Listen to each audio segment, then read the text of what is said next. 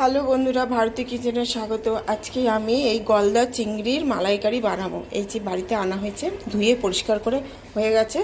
এবার আমি নুন হলুদ দিয়ে এই যে মাখাবো। মাখিয়ে তেলটাও গরম হয়ে গেছে, বসিয়ে দিয়েছি। এবার আমি মাছটা মাখাচ্ছি এক এক করে।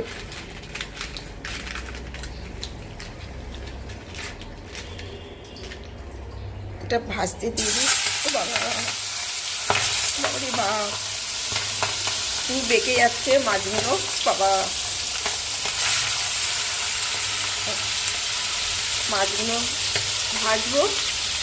আর এই যে আমি মশলাগুলো রেডি করেছি। পেঁয়াজ বাটা বেটে ঘষে নিয়েছি, আর টমেটো ঘষে নিয়েছি, এটা নারকেলের দুধ, আর এদিকে আদা রসুন বেটেছি।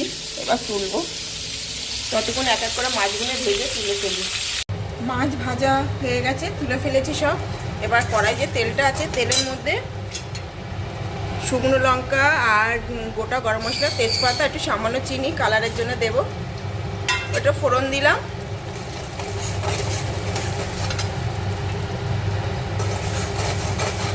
মাছের যে ঝিলুগুলো বেরিয়েছে, তাতে কি ফেনা হয়ে গেছে।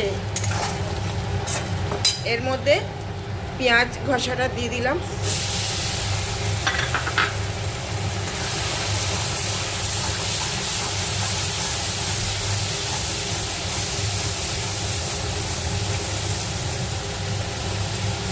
আদা রসুনটা, এই আদা রসুনের পেস্টটা দিয়ে দিলাম বাটা।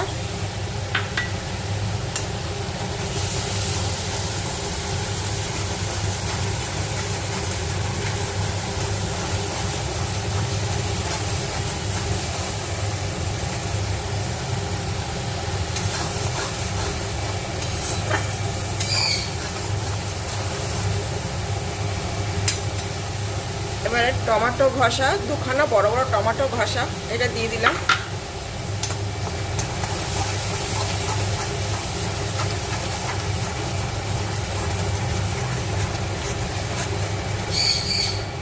এবার এটা কষা হোক।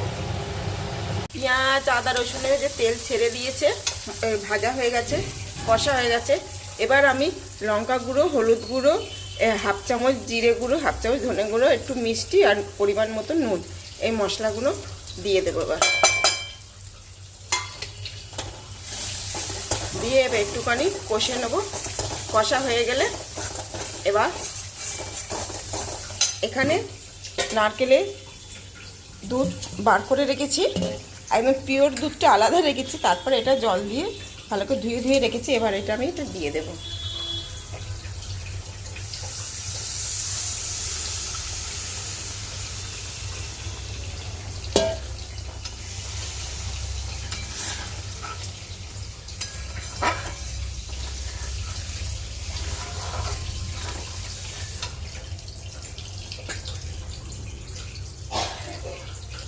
উপরে দুধটা ভাসছে।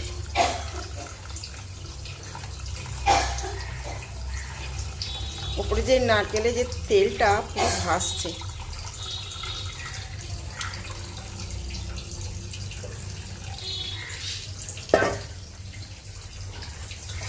আর জল দেব না, এটা ফুটবে, তারপরে মাছগুলো দিয়ে দেব।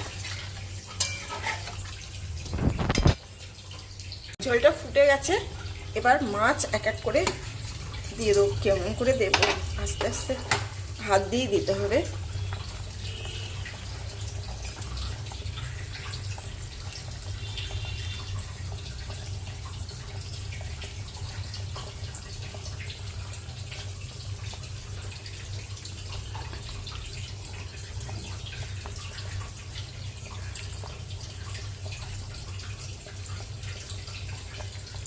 মাছের এই যে তেলগুলো বেরিয়েছে, ঢেলে দিলাম।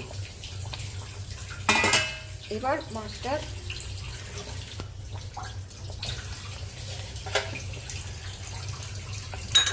মাছের যে পিওর যে নারকেলের দুধটা ছিল, ওটা এখন আমি ঢেলে দেব।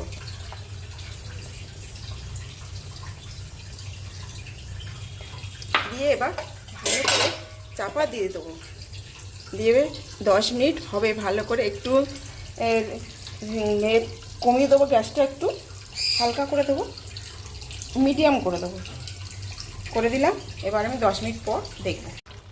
মাছটা সেদ্ধ হয়ে গেছে, 10 মিনিট পর দেখলাম হয়ে গেছে। এবার নামিয়ে ফেলবো। এবার আমি গরম মশলাটা দিয়ে দিলাম, গরম মশলা গুঁড়ো,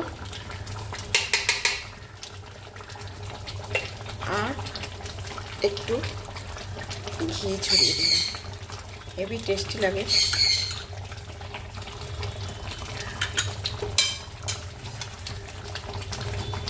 এবার আমি গ্যাসটা বন্ধ করে দিলাম। এবার নামিয়ে ফেলবো, এবার ঢেলে ফেলবো।